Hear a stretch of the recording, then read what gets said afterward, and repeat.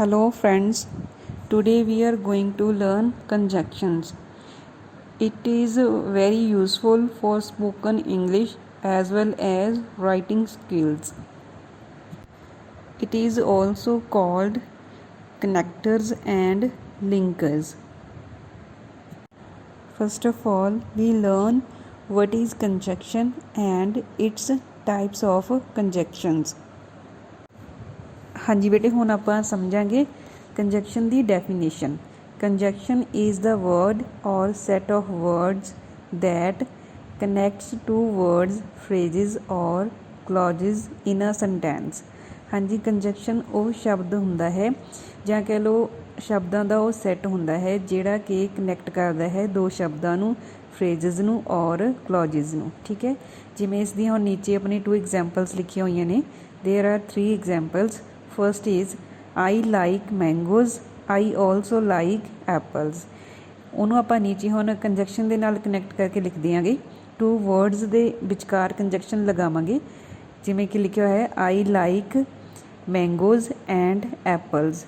ਮੈਂ ਮੈਂਗੋਜ਼ ਵੀ ਪਸੰਦ ਕਰਦਾ ਹਾਂ ਔਰ ਐਪਲ ਵੀ। ਠੀਕ ਹੈ, ਐਂਡ ਆਪਾਂ 2 ਸ਼ਬਦਾਂ ਦੇ ਵਿਚਕਾਰ ਲਗਾ ਦਿੱਤਾ ਗਾ। And second example is she studies in the library, she studies at a cafe। she studies in the library or at a cafe। ਹੁਣ ਤੁਸੀਂ ਦੇਖ ਰਹੇ ਹੋ in the library, at a cafe, these are 2 phrases। okay, we are connecting the 2 phrases with or conjunction। ठीक है, in the third example she likes dogs, her family does not like dogs। she likes dogs but her family does not like dogs। here ਬੇਟੇ she likes dogs ਹੈਗੀ ਹੈ principal clause and her family does not like dogs subordinating clause ਹੈ। ਠੀਕ ਹੈ, ਇਸ ਤਰੀਕੇ ਨਾਲ ਜੋ ਵਟ ਕੰਜੰਕਸ਼ਨ ਆ ਇਹ 2 ਕਲੌਜ਼ਿਸ ਨੂੰ ਕਨੈਕਟ ਕਰ ਰਿਹਾ ਹੈ। ਹੁਣ ਤੁਸੀਂ ਦੇਖ ਹੀ ਲਿਆ ਬੇਟੇ ਕਿਸ ਤਰ੍ਹਾਂ ਜਿਹੜਾ ਕੰਜੰਕਸ਼ਨ ਹੈਗਾ 2 ਕਹਿ ਲਓ ਸ਼ਬਦਾਂ ਨੂੰ, ਫਰੇਜ਼ਿਸ ਨੂੰ ਔਰ ਕਲੌਜ਼ਿਸ ਨੂੰ ਕਨੈਕਟ ਕਰਦਾ ਹੈਗਾ। ਠੀਕ ਹੈ, ਹੁਣ ਅੱਗੇ ਆਪਾਂ ਸਮਝਾਂਗੇ ਫਰੇਜ਼ਿਸ ਔਰ ਕਲੌਜ਼ਿਸ ਕੀ ਹੁੰਦੀਆਂ ਨੇ। ਓਕੇ ਬੇਟੇ। ਹਾਂਜੀ ਬੇਟੇ, ਹੁਣ ਆਪਾਂ ਫਰੇਜ਼ ਔਰ ਕਲੌਜ਼ਿਸ ਨੂੰ ਸਮਝਾਂਗੇ, ਇਹਨਾਂ ਦੀ ਡੈਫੀਨੇਸ਼ਨ ਨੂੰ। Phrase it is a group of words that does not have a subject and a verb. Phrase ਸ਼ਬਦਾਂ ਦਾ ਉਹ ਗਰੁੱਪ ਹੁੰਦਾ ਹੈ ਜਿਸ ਦੇ ਕੋਲ ਨਾ ਤਾਂ ਸਬਜੈਕਟ ਹੁੰਦਾ ਹੈ ਔਰ ਨਾ ਹੀ ਵਰਬ ਹੁੰਦੀ ਹੈ, ਜਿਵੇਂ ਕਿ ਐਗਜ਼ਾਮਪਲ ਦਿੱਤੀ ਹੋਈ ਹੈ in the town. And second ਬੇਟੇ clause. A clause is a group of words that does have both a subject and a verb। ਹਾਂਜੀ, ਕਲੌਜ਼ ਉਹਨਾਂ ਕਹਿ ਲਓ ਸ਼ਬਦਾਂ ਦਾ ਸਮੂਹ ਹੁੰਦਾ ਹੈ ਜਿਸ ਦੇ ਕੋਲ ਸਬਜੈਕਟ ਵੀ ਹੁੰਦਾ ਹੈ ਔਰ ਵਰਬ ਵੀ ਹੁੰਦੀ ਹੈ। And some clauses are independent. ਜਿਹੜੀਆਂ ਕੁਝ ਕਲੌਜ਼ਿਸ ਹੁੰਦੀਆਂ ਨੇ ਉਹ ਇੰਡੀਪੈਂਡੈਂਟ ਹੁੰਦੀਆਂ ਨੇ। ਦੇ ਐਕਸਪ੍ਰੈਸ ਕੰਪਲੀਟ ਥੋਟ, ਉਹ ਕਹਿ ਲਓ ਆਪਣਾ ਜਿਹੜਾ ਮੀਨਿੰਗ ਆ ਪੂਰਾ ਕੰਪਲੀਟ ਕਲੀਅਰ ਕਰ ਦਿੰਦੀਆਂ ਨੇਗੀਆਂ। And some clauses are dependent. ਕੁਝ ਜਿਹੜੀਆਂ ਕਲੌਜ਼ਿਸ ਹੁੰਦੀਆਂ ਨੇ ਉਹ ਇੱਕ ਦੂਜੀ ਕਲੌਜ਼ 'ਤੇ ਡਿਪੈਂਡ ਕਰਦੀਆਂ ਨੇਗੀਆਂ। They can not stand alone, ਉਹ ਇਕੱਲੀਆਂ ਨਹੀਂ ਖੜੀਆਂ ਹੋ ਸਕਦੀਆਂ ਸੈਂਟੈਂਸ ਦੇ ਵਿੱਚ, ਕਹਿ ਲਓ ਕਿ ਇਕੱਲੀਆਂ ਮੀਨਿੰਗ ਆਪਣਾ ਨਹੀਂ ਕਲੀਅਰ ਕਰ ਸਕਦੀਆਂ। For example when I come here, ਜਦੋਂ ਮੈਂ ਇੱਥੇ ਆਉਂਦਾ ਹਾਂ, ਮਤਲਬ ਡਿਪੈਂਡੈਂਟ ਕਲੌਜ਼ ਹੈ। ਠੀਕ ਹੈ, ਜਦੋਂ ਮੈਂ ਉੱਥੇ ਆਉਂਦਾ ਹੈ, ਕਦੋਂ ਵੀ ਉੱਥੇ ਆਉਂਦਾ ਹੈ, ਕੀ ਕਰਨ ਲਈ ਆਉਂਦਾ ਹੈ, ਇਟ ਇਜ਼ ਨਾਟ ਕਲੀਅਰ। ਠੀਕ ਹੈ, that's why this is a dependent clause. Okay, and next ਬੇਟੇ she put it on the table, ਉਸਨੇ ਇਸ ਨੂੰ ਟੇਬਲ 'ਤੇ ਰੱਖਿਆ। ਇਹਦਾ ਮੀਨਿੰਗ ਆਪਾਂ ਨੂੰ ਪੂਰਾ ਕਲੀਅਰ ਹੋ ਰਿਹਾ ਹੈ, that's why it is independent clause. ਹਾਂਜੀ ਬੇਟੇ, ਹੁਣ ਆਪਾਂ ਇੱਕ ਹੋਰ ਚੀਜ਼ ਧਿਆਨ 'ਚ ਰੱਖਾਂਗੇ। Conjunctions also comes at the beginning of a sentence. ਜਿਹੜੇ ਕੰਜੰਕਸ਼ਨ ਵਰਡ ਹੁੰਦੇ ਆ ਬੇਟੇ, ਕਈ ਵਾਰ ਇਹ ਸੈਂਟੈਂਸ ਦੀ ਸ਼ੁਰੂਆਤ ਵਿੱਚ ਵੀ ਲੱਗ ਜਾਂਦੇ ਹਨ, ਜਿਵੇਂ ਕਿ because I woke up late today, I went to office without eating breakfast. ਜਿਵੇਂ ਕਿ ਤੁਸੀਂ ਦੇਖ ਰਹੇ ਹੋ, ਠੀਕ ਹੈ, ਬਿਕੋਜ਼ ਜੋ ਕੰਜੰਕਸ਼ਨ ਹੈ ਉਹ ਸਟਾਰਟਿੰਗ ਵਿੱਚ ਲੱਗਿਆ ਹੈ, ਕਿਉਂਕਿ ਮੈਂ ਲੇਟ ਉੱਠਿਆ ਅੱਜ, ਇਸ ਕਰਕੇ ਮੈਂ ਆਫਿਸ ਵਿੱਚ ਨਾਸ਼ਤਾ ਕੀਤੇ ਬਗੈਰ ਚਲਾ ਗਿਆ। ਠੀਕ ਹੈ, ਇਸ ਤਰੀਕੇ ਨਾਲ ਮੈਂ ਤੁਹਾਨੂੰ ਪਹਿਲਾਂ ਹੀ ਕਲੀਅਰ ਕਰ ਦਿੱਤਾ ਹੈ ਕਿ ਕਈ ਵਾਰ ਕੰਜੰਕਸ਼ਨ ਹੈ ਜੋ ਸਟਾਰਟਿੰਗ ਦੇ ਵਿੱਚ ਸੈਂਟੈਂਸ ਦੇ ਲੱਗ ਜਾਂਦੇ ਹਨ। ਹਾਂਜੀ ਬੇਟੇ, ਹੁਣ ਆਪਾਂ ਗੱਲ ਕਰਦੇ ਹਾਂ ਇਸ ਦੀ ਟਾਈਪਸ ਦੇ ਬਾਰੇ। Types of conjunctions in English. Conjunctions first is type ਬੇਟੇ coordinating conjunction, and second is subordinating conjunctions, and third is correlative conjunctions. ਇਹ ਹਨ ਬੇਟੇ 3 ਕਿਸਮਾਂ ਨੇ ਜੋ 3 ਟਾਈਪਸ ਨੇਗੀਆਂ ਕੰਜੈਕਸ਼ਨਸ ਦੀਆਂ। ਅੱਗੇ ਆਪਾਂ ਇਹਨੂੰ 1 ਬਾਈ 1 ਐਕਸਪਲੇਨ ਕਰਾਂਗੇ। ਓਕੇ ਹਾਂਜੀ ਬੇਟੇ, ਹੁਣ ਆਪਾਂ ਗੱਲ ਕਰਦੇ ਹਾਂ ਇਸ ਦੀ ਪਹਿਲੀ ਟਾਈਪ ਬਾਰੇ। First type is coordinating conjunctions. The conjunctions that connects two words, two independent phrases or clauses is known as coordinating conjunctions. The two connected clauses or phrases are of equal importance. ਇਹਦੇ ਵਿੱਚ ਆਪਾਂ ਨੂੰ ਪਹਿਲਾਂ ਹੀ ਸ਼ਰਤ ਉਹਨਾਂ ਨੇ ਕੀ ਦਿੱਤੀ ਹੋਈ ਹੈ ਕਿ ਵੀ ਜਿਹੜੀ ਇਹ ਕੰਜੈਕਸ਼ਨ ਨੇਗੀ ਕੋਆਰਡੀਨੇਟਿੰਗ ਕੰਜੈਕਸ਼ਨਸ, ਇਹ ਦੋ ਸ਼ਬਦਾਂ ਨੂੰ, ਦੋ ਇੰਡੀਪੈਂਡੈਂਟ ਫਰੇਜ਼ਸ ਨੂੰ ਔਰ ਕਲੌਜਸ ਨੂੰ ਠੀਕ ਹੈ ਨਾਲ ਕਨੈਕਟ ਕਰਦੇ ਨੇਗੇ। ਔਰ ਸੈਕਿੰਡਲੀ ਇਹ ਜੋ ਕਨੈਕਸ਼ਨ ਆ ਠੀਕ ਹੈ ਕਲੌਜਸ ਔਰ ਫਰੇਜ਼ਸ ਦੇ ਵਿਚਕਾਰ, ਇਹਨਾਂ ਦੀ ਇੰਪੋਰਟੈਂਸ ਜਿਹੜੀ ਹੁੰਦੀ ਹੈ ਉਹ ਸੇਮ ਹੁੰਦੀ ਆ। ਕਹਿ ਲਓ ਇਹਨਾਂ ਦਾ ਜਿਹੜਾ ਥੋਟ ਹੁੰਦਾ, ਮੀਨਿੰਗ ਹੁੰਦਾ ਗਾ, ਉਹ ਇੱਕੋ ਹੀ ਚੀਜ਼ ਬਾਰੇ ਗੱਲ ਕਰ ਰਿਹਾ ਹੁੰਦਾ ਠੀਕ ਹੈ, ਇੱਕ ਚੀਜ਼ ਬਾਰੇ ਹੀ ਆਪਣਾ ਥੋਟ ਔਰ ਮੀਨਿੰਗ ਕਲੀਅਰ ਕਰਾ ਰਿਹਾ ਹੁੰਦਾ ਹੈਗਾ ਠੀਕ ਹੈ। ਥੋਟ ਦੋ ਹੁੰਦੇ ਆ ਬਟ ਉਹ ਇੱਕੋ ਹੀ ਚੀਜ਼ ਬਾਰੇ ਹੁੰਦੇ ਨੇਗੇ। ਜਿਵੇਂ ਕਿ ਨੀਚੇ ਇੱਕ ਮੈਂ ਫਾਰਮੂਲਾ ਵੀ ਲਗਾਇਆ ਹੋਇਆ ਹੈਗਾ, 1 ਥੋਟ ਪਲੱਸ ਕੋਆਰਡੀਨੇਟਿੰਗ ਕੰਜੈਕਸ਼ਨ ਅਤੇ ਪਲੱਸ ਸੈਕਿੰਡ ਥੋਟ ਠੀਕ ਹੈ। ਇਹ ਦੋਨੋਂ ਥੋਟ ਮਤਲਬ 2 thoughts are about the same thing, ਮਤਲਬ ਇੱਕ ਹੀ ਚੀਜ਼ ਬਾਰੇ ਇਹ ਗੱਲ ਕਰ ਰਹੇ ਹੁੰਦੇ ਨੇਗੇ। ਔਰ ਨੀਚੇ ਮੈਂ ਤੁਹਾਨੂੰ ਕੋਆਰਡੀਨੇਟਿੰਗ ਕੰਜੈਕਸ਼ਨਸ ਵੀ ਦੱਸੇ ਹੋਏ ਨੇਗੇ, ਜਿਵੇਂ ਕਿ ਫਸਟ ਹੈਗਾ ਬੇਟੇ for and second is and, third is nor and fourth is but and fifth is or and sixth is yet and seventh is so. ਇਹਨਾਂ ਨੂੰ ਆਪਾਂ ਯਾਦ ਰੱਖਣ ਦੇ ਲਈ ਇੱਕ ਸਾਈਡ 'ਤੇ ਮੈਂ ਫਾਰਮੂਲਾ ਵੀ ਲਿਖਿਆ ਹੋਇਆ ਬੇਟੇ, ਦੈਟ ਇਜ਼ ਹੈਗਾ FANBOYS. FANBOYS word ਤੁਸੀਂ ਯਾਦ ਰੱਖਣਾ ਹੈ। ਇਸ ਤਰੀਕੇ ਨਾਲ ਤੁਸੀਂ ਇਹ ਪਹਿਲੇ ਜਿਹੜੇ ਕੋਆਰਡੀਨੇਟਿੰਗ ਕੰਜੈਕਸ਼ਨਸ ਨੇਗੇ ਸਾਰੇ ਯਾਦ ਰੱਖ ਸਕਦੇ ਹੋ ਈਜ਼ਲੀ ਵੇ ਨਾਲ। ਓਕੇ ਬੇਟੇ ਹਾਂਜੀ ਬੇਟੇ, ਹੁਣ ਇਹਨਾਂ ਕੰਜੈਕਸ਼ਨਸ ਨੂੰ ਸਮਝਣ ਦੇ ਲਈ ਠੀਕ ਹੈ ਜੋ ਪਹਿਲੀ ਟਾਈਪ ਦੇ ਕੰਜੈਕਸ਼ਨਸ ਨੇ ਉਹਦੇ ਲਈ ਆਪਾਂ ਪੰਕਚੁਏਸ਼ਨ ਰੂਲ ਫॉर ਕੋਆਰਡੀਨੇਟਿੰਗ ਕੰਜੈਕਸ਼ਨਸ ਸਮਝਾਂਗੇ ਪਹਿਲਾਂ ਠੀਕ ਹੈ। ਉਸ ਲਈ ਪਹਿਲਾਂ ਇਸ ਦੇ ਲਈ ਮੈਂ 2 ਰੂਲ ਰੱਖੇ ਨੇਗੇ। Rule number 1 for joining 2 words ਔਰ ਫਰੇਜ਼ਸ ਨੋ ਕੋਮਾ ਠੀਕ ਹੈ। ਜਿਵੇਂ ਕਿ ਰੂਲ ਨੰਬਰ 1 ਦੇ ਵਿੱਚ ਕੀ ਆ ਰਿਹਾ ਹੈਗਾ, ਅਗਰ ਅਸੀਂ 2 ਸ਼ਬਦਾਂ ਨੂੰ ਜਾਂ 2 ਫਰੇਜ਼ਸ ਨੂੰ ਜੋੜਨਾ ਗਾ ਤਾਂ ਇੱਥੇ ਆਪਾਂ ਨੂੰ ਕੋਮੇ ਦੀ ਕੋਈ ਲੋੜ ਨਹੀਂ ਹੈਗੀ। For example Riya and Seema are sisters, ये 2 शब्द जोड़ रहे हैं ना, so there is no need any comma.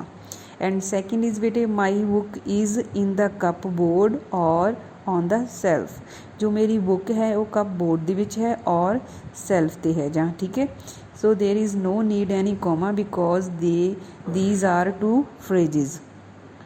और for discussing more than 2 items, अगर ਅਸੀਂ 2 ਤੋਂ ਜ਼ਿਆਦਾ ਆਈਟਮਾਂ ਨੂੰ ਡਿਸਕਸ ਕਰਦੇ ਆਂਗੇ ਠੀਕ ਹੈ, then there is need in comma ਠੀਕ ਹੈ। ਫਸਟ ਆਈਟਮ ਤੋਂ ਬਾਅਦ ਕੋਮਾ ਆਏਗਾ ਔਰ ਸੈਕਿੰਡ ਆਈਟਮ ਤੋਂ ਬਾਅਦ ਕੋਮਾ ਆਏਗਾ ਔਰ ਥਰਡ ਆਈਟਮ ਤੋਂ ਬਾਅਦ ਵੀ ਕੋਮਾ ਲੱਗੇ, ਫਿਰ ਐਂਡ ਔਰ ਉਹ ਲੱਗੇਗਾ ਕੰਜੈਕਸ਼ਨ ਅਤੇ ਫਿਰ ਆਈਟਮ 4 ਲਿਖੀ ਜਾਏਗੀ ਠੀਕ ਹੈ। ਨੀਚੇ ਸੇਮ ਐਗਜ਼ਾਮਪਲ ਦਿੱਤੀ ਗਈ ਹੈ, please bring banana apples mangoes, comma ਲਗਾ ਕੇ ਫਿਰ ਕੰਜੈਕਸ਼ਨ ਲਗਾਉਣਾ and grapes for my friend. ਹੁਣ ਤੁਸੀਂ ਦੇਖ ਹੀ ਰਹੇ ਹੋਗੇ ਕਿ ਆਪਾਂ ਕੋਆਰਡੀਨੇਟਿੰਗ ਕੰਜੈਕਸ਼ਨ ਤੋਂ ਪਹਿਲਾਂ ਕੀ ਲਗਾ ਰਹੇ ਹਾਂਗੇ, ਕੋਮਾ ਲਗਾ ਰਹੇ ਹਾਂ। ਓਕੇ, ਇਸ ਤੋਂ ਬਾਅਦ ਆਪਾਂ ਰੂਲ ਨੰਬਰ 2 'ਤੇ ਚੱਲਦੇ ਹਾਂ। ਹਾਂਜੀ, ਹੁਣ ਆਪਾਂ punctuation rule for coordinating conjunctions rule number 2। Rule number 2 ਦੇ ਵਿੱਚ ਬੇਟੇ ਕੀ ਆ ਰਿਹਾ, independent clause plus comma and plus coordinating conjunction and plus ਫਿਰ ਇੰਡੀਪੈਂਡੈਂਟ ਕਲੌਜ਼ ਠੀਕ ਹੈ। ਹੁਣ ਆਪਾਂ ਇਸ ਦੀ ਐਗਜ਼ਾਮਪਲ ਨੂੰ ਸਮਝਾਂਗੇ। We can go to the market, this is independent clause, ਫਿਰ ਆਪਾਂ ਕੋਮਾ ਲਗਾ ਦਿੱਤਾ ਐਂਡ ਫਿਰ ਕੀ ਲਗਾ ਦਿੱਤਾ ਹੈਗਾ coordinating conjunction or we can study at home ਠੀਕ ਹੈ। ਸੇਮ ਇਟ ਇਜ਼ ਹੈਗਾ ਗਾ ਸੈਕਿੰਡ ਐਗਜ਼ਾਮਪਲ ਦੇ ਵਿੱਚ, she studied hard comma but she could not get first position. And third example ਬੇਟੇ Sia made a photo frame for his brother, comma and he liked it। And जो last example है बेटे, the gold is hidden at the beach or by the lake side। there is बेटे हैगा गा 2 phrases ठीक है। 2 phrases ਦੇ ਵਿਚਕਾਰ ਮੈਂ ਤੁਹਾਨੂੰ ਪਹਿਲਾਂ ਹੀ ਦੱਸ ਚੁੱਕੀ ਸੀ ਕਿ ਆਪਾਂ ਨੂੰ ਕੋਈ ਕੋਮਾ ਦੀ ਲੋੜ ਨਹੀਂ ਹੁੰਦੀ ਹੈਗੀ ਠੀਕ ਹੈ। ਇਸੇ ਤਰੀਕੇ ਨਾਲ ਇਹ 2 phrases ਦੀ ਜਿਹੜੇ ਬਿਲਕੁਲ ਆਪਾਂ ਕਿਹਦੇ ਨਾਲ ਲਿਖ ਦਿੱਤੇ ਨੇ, ਕੋਆਰਡੀਨੇਟਿੰਗ ਕੰਜੈਕਸ਼ਨ ਦੇ ਨਾਲ ਇਹਨਾਂ ਨੂੰ ਕਨੈਕਟ ਕਰਕੇ ਲਿਖ ਦਿੱਤਾ ਗਾ, there is no need any comma. Okay हाँ जी, हुण आपां देख रहे हांगे coordinating conjunctions with examples. Okay, he is overweight, for he eats too many pizzas and cakes। Second example बेटे 2 and 2 make 4। पहली एग्जाम्पल दे विच हैगी है कह लो अपनी क्लॉज और फिर सैकेंड क्लॉज आ रही है, ठीक है। और दूसरी एग्जाम्पल दे विच 2 वर्ड्स की गल हो रही है। And third example he does not want to eat pizza nor does he eat biscuit. Here is also 2 clauses. I like tea but my sister likes coffee. Here is also 2 clauses. Okay, we can go to the park or we can stay at home. Again with here 2 clauses. She ran fast in race yet she came in last position, and she is very helpful, so everybody likes her. Here beta in the last sentence also 2 clauses are connected with the coordinating conjunctions. And next beta we are going to understand second type. हाँ जी, second type name is subordinating conjunction. The conjunction that joins a clause to another on which it depends for its full meaning is called subordinating conjunction। हाँ जी, ये वो conjunction ਹੁੰਦਾ है ਜਿਹੜਾ join ਕਰਦਾ ਹੈ ਇੱਕ ਕਲੌਜ਼ ਨੂੰ ਦੂਸਰੀ ਕਲੌਜ਼ਸ ਦੇ ਨਾਲ, ਔਰ ਇਸ ਇਟ ਜਿਹੜੀ ਇਹ ਕਲੌਜ਼ ਹੁੰਦੀ ਹੈ ਇਟ ਡਿਪੈਂਡਸ ਕਰਦੀ ਹੈ ਫॉर ਇਟਸ ਫੁੱਲ ਮੀਨਿੰਗ, ਆਪਣੇ ਪੂਰੇ ਮੀਨਿੰਗ ਦੇ ਲਈ ਇਹ ਦੂਸਰੀ ਕਲੌਜ਼ ਦੇ ਉੱਪਰ ਡਿਪੈਂਡ ਕਰਦੀ ਹੈ। It is called subordinating conjunction. Subordinating conjunctions are classified according to their meaning. बेटे अपने मीनिंग के अनुसार इन्हों आप नीचे 6 कैटेगरी के विच क्लासीफाइड किया गा, डिवाइड की, ठीक है, वंडे गया। तो पहली टाइप हैगी है बेटे टाइम, और second is concession, third is comparison, fourth is condition, fifth is reason and sixth is place. हुण आप जिहड़ियां हैगियां 6 कैटेगरीज नेगियां, ठीक है, इन्हों 1 by 1 करके अंडरस्टैंड करांगे। ओके, हाँ जी, हुण सैकेंड टाइप के लिए punctuation rule for subordinating conjunctions. Rule number 1 आप ये इफ कंजक्शन लिया बेटे, इफ कंजक्शन के थ्रू अंडरस्टूड करांगे। Rule number 1 subordinating conjunction plus dependent clause plus comma and plus independent clause. For example if you don't want to go to the market, you can study at home. जिमें कि मैं तुहानूं पहलां ही दस्सिया सी कि ये conjunction है जो sentence की beginning दे विच भी आ जाते नेगे। इफ कंजक्शन स्टार्टिंग दे विच आ चुकिया है, जेकर you do not want to go to the market, तुसी मार्केट नहीं जाना चाहते, you can study at home, तुसी घर विच ही स्टडी कर सकते हो। And rule number second independent clause plus subordinating conjunction and plus dependent clause. You can study at home if you don't want to go to the market। हाँ जी, अगर असी कंजक्शन नूं विचकार लगा रहे हैं तो there is no need any comma punctuation. Okay, you can study at home, तुसी घर विच ही स्टडी कर सकते हो। जेकर you do not want to go to the market, तुसी मार्केट नहीं जाना चाहते। ओके,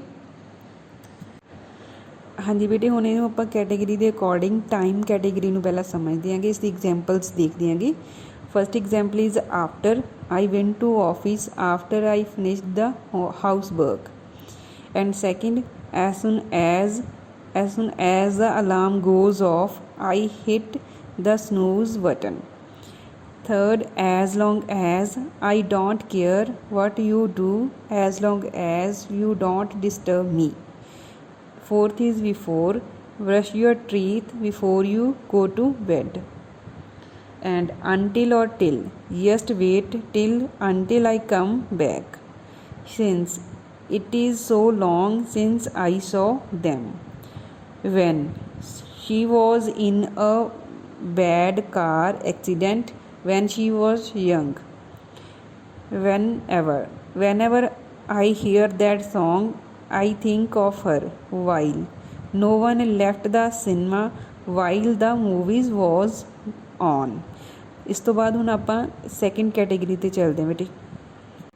हाँ जी, सैकेंड कैटेगरी है concession. Concession means contrast, shows contrast when two thoughts are different और ओपोजिट। ਇਹਦੇ ਵਿੱਚ ਬੇਟੇ ਜਿਹੜੇ ਤਿੰਨੋਂ ਕੰਜੈਕਸ਼ਨਸ ਆਪਾਂ ਯੂਜ਼ ਕਰਦੇ ਆਂਗੇ, ਇਹ ਦੋ ਥੋਟਸ ਦੇ ਵਿਚਕਾਰ, ਠੀਕ ਹੈ, ਟੂ ਥੋਟਸ ਦੇ ਵਿਚਕਾਰ ਡਿਫਰੈਂਟ ਅਤੇ ਓਪੋਜਿਟ ਸ਼ੋ ਹੁੰਦੇ ਆ, ਠੀਕ ਹੈ। ਦੋਨੋਂ ਥੋਟ ਹੁੰਦੇ ਆ ਕਿਹੜੇ ਜੇ ਇੱਕ ਦੂਸਰੇ ਦੇ ਬਿਲਕੁਲ ਹੀ ਡਿਫਰੈਂਟ ਹੁੰਦੇ ਆ, ਓਪੋਜਿਟ ਹੁੰਦੇ ਹੈਗੇ। ਜਿਵੇਂ ਕਿ ਫਸਟ ਐਗਜ਼ਾਮਪਲ ਹੈਗੀ ਆਪਣੇ ਕੋਲ although I was feeling sleepy I went out with my friends। ਭਾਵੇਂ ਕਿ although ਮੀਨਸ ਹੁੰਦਾ ਹਾਲਿਕਾ ਜਾਂ ਭਾਵੇਂ ਕਿ, ਠੀਕ ਹੈ। ਭਾਵੇਂ ਕਿ ਕਹਿੰਦਾ ਮੈਂ ਨੀਂਦ ਮਹਿਸੂਸ ਕਰ ਰਿਹਾ ਸੀ, ਬਟ ਮਤਲਬ ਇਹ ਕੀ ਹੋਇਆ, I went out with my friends, ਮੈਂ ਆਪਣੇ ਦੋਸਤਾਂ ਦੇ ਨਾਲ ਬਾਹਰ ਚਲਾ ਗਿਆ। Second example is though it was raining he went out. ਭਾਵੇਂ ਕਿ ਵਰਖਾ ਹੋ ਰਹੀ ਸੀ, ਉਹ ਬਾਹਰ ਚਲਾ ਗਿਆ। ਐਂਡ ਥਰਡ, ਈਵਨ ਦੋ she purchased a small house even though she had a big house। ਉਸਨੇ ਇੱਕ ਛੋਟਾ ਘਰ ਖਰੀਦਿਆ ਭਾਵੇਂ ਕਿ ਉਸ ਕੋਲ ਇੱਕ ਵੱਡਾ ਘਰ ਸੀ। ਹੁਣ ਇੱਕ ਇੰਪੋਰਟੈਂਟ ਨੋਟ ਹੈ ਇਸ ਦੇ ਰਿਲੇਟਿਡ, ਉਹ ਵੀ ਧਿਆਨ ਨਾਲ ਸਮਝਣਾ। although is more formal than though।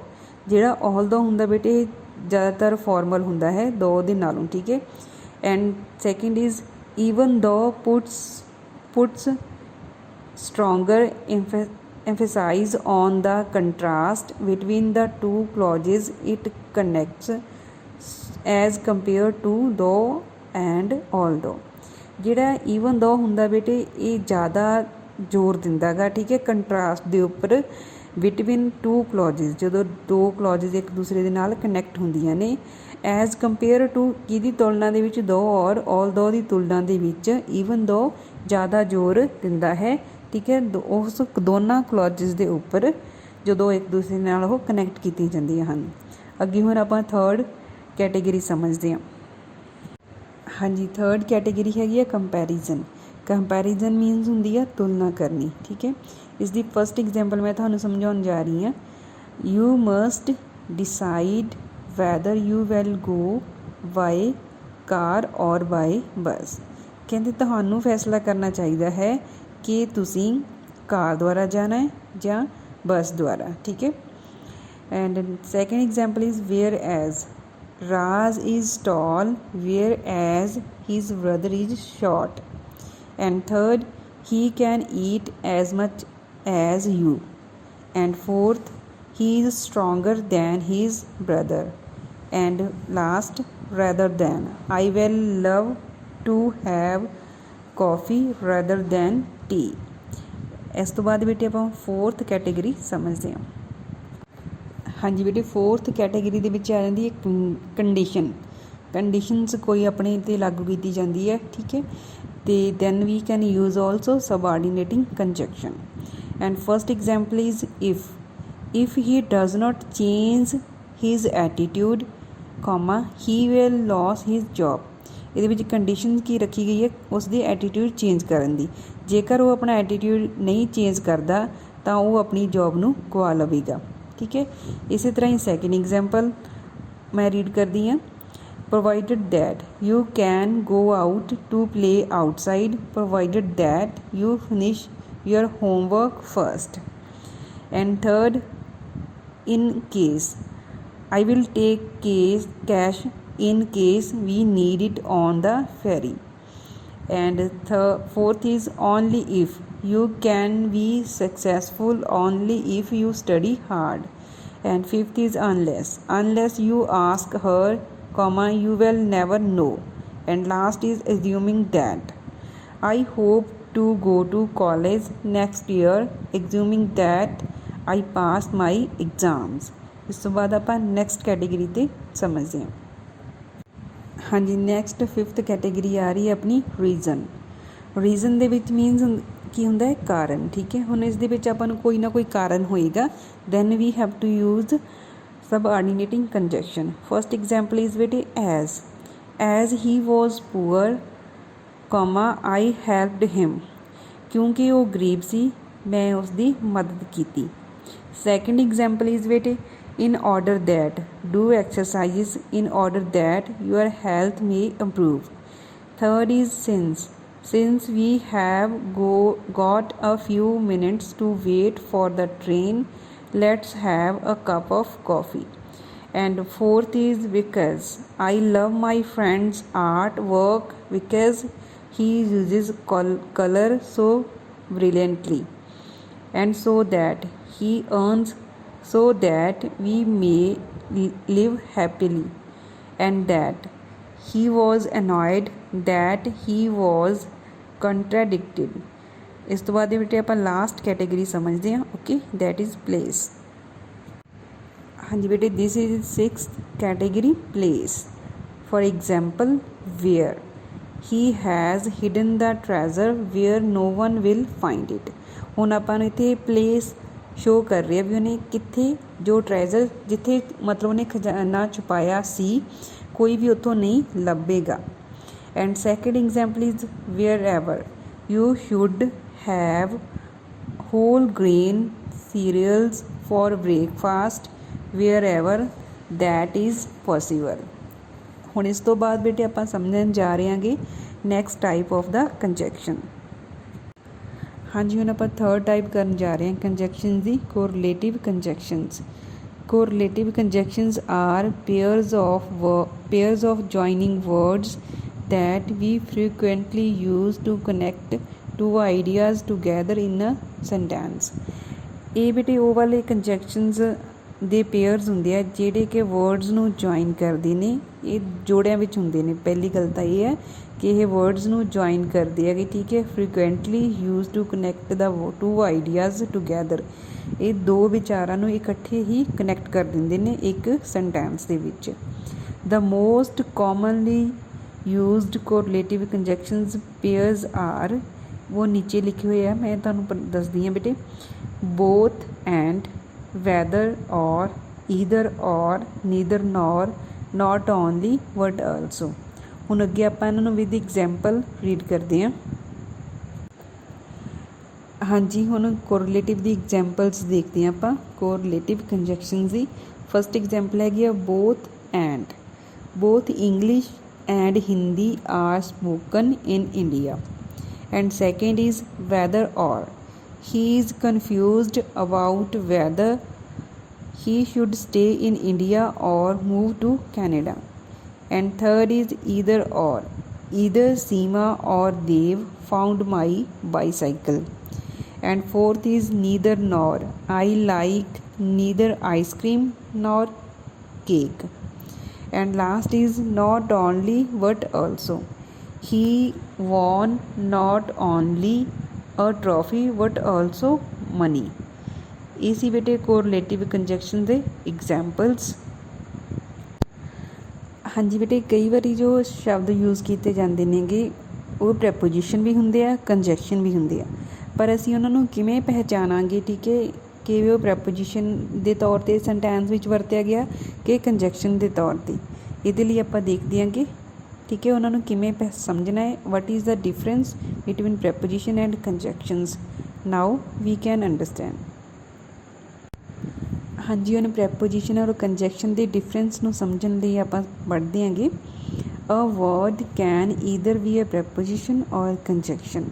एक शब्द है वो प्रैपोजिशन भी हो सकता है कंजैक्शन भी हो सकता है बट उन्होंने यूज़ करन दा इस्तेमाल करन दा तरीका सेंटेंस दे विच डिफरेंट होएगा okay. Now first of all we read the preposition. They describe the position time or direction of something. जिहड़ी प्रैपोजिशनस हुंदे बेटे किसी पोजीशन दे बारे वर्णन करनगे टाइम बारे दसणगे और डायरैक्शन बारे दसणगे। And it is always followed by noun pronoun or phrase or a phrase that acts as its object. और ये किसी ना किसी नाउन प्रनाउन या फ्रेज के द्वारा फॉलो किए जाएंगे और काम किमें करनगे ऑब्जैक्ट के तौर पर। For example he went after me. आप आफ्टर की एग्जाम्पल रही है आफ्टर एक प्रैपोजिशन भी है ठीक है। शी वेंट आफ्टर मी वो मेरे तो बाद चली गई। मी हीयर की हो गया ऑब्जैक्ट ठीक है। तो किनू फॉलो कर रहे हैं ये मी एक प्रनाउन भी है ठीक है उन्होंने फॉलो कर रहा है after. And after that we are going to understand conjunctions. हुण बेटे आपां कंजैक्शन समझ रहे हैं। Conjunction does not mention the position time or direction of something, only does the work of connecting words phrases and clauses. ਜਿਹੜੇ conjunctions ਹੁੰਦੇ ਹੈਗੇ ਉਹ ਕਿਸੇ ਪੋਜੀਸ਼ਨ ਬਾਰੇ ਨਹੀਂ ਮੈਂਸ਼ਨ ਕਰਦੇ ਦੱਸਦੇ, ਠੀਕ ਹੈ, ਨਾ ਹੀ ਟਾਈਮ ਬਾਰੇ ਦੱਸਦੇ ਔਰ ਨਾ ਹੀ ਡਾਇਰੈਕਸ਼ਨ ਬਾਰੇ ਦੱਸਦੇ ਆ ਕਿਸੇ ਚੀਜ਼ ਦੀ। ਓਨਲੀ ਡਜ਼ ਦਾ ਵਰਕ, ਕਿਸ ਲਈ ਕੰਮ ਕਰਦੇ ਨੇਗੇ ਇਹ, ਕਨੈਕਟਿੰਗ ਦਾ ਵਰਡਸ ਨੂੰ ਜੋੜਨ ਦੇ ਲਈ, ਫਰੇਜ਼ ਨੂੰ ਜੋੜਨ ਦੇ ਲਈ ਔਰ ਕਲੌਜ਼ਸ ਨੂੰ ਜੋੜਨ ਦੇ ਲਈ। We can see the example. ਹੁਣ ਆਪਾਂ ਐਗਜ਼ਾਮਪਲ ਦੇਖ ਸਕਦੇ ਹਾਂਗੇ। After they finished the meeting they returned to their homes. Meeting ਖਤਮ ਕਰਨ ਤੋਂ ਬਾਅਦ ਉਹ ਆਪਣੇ ਘਰਾਂ ਨੂੰ ਚਲੇ ਗਏ, ਠੀਕ ਹੈ। ਹੁਣ ਇਹ ਆਫਟਰ ਤੇ ਕੰਜੈਕਸ਼ਨ ਸਟਾਰਟਿੰਗ 'ਚ ਆਇਆ ਹੋਇਆ। ਪਹਿਲੀ ਗੱਲ ਤਾਂ ਆਪਾਂ ਨੂੰ ਇੱਥੋਂ ਹੀ ਪਤਾ ਲੱਗ ਜਾਂਦਾ ਹੈ ਕਿ this is a subordinating conjunction, okay, and it is connecting the two clauses, okay. They finished the meeting, they returned to their homes. These are two clauses. I hope now you can understand what is preposition and what is conjunction, okay.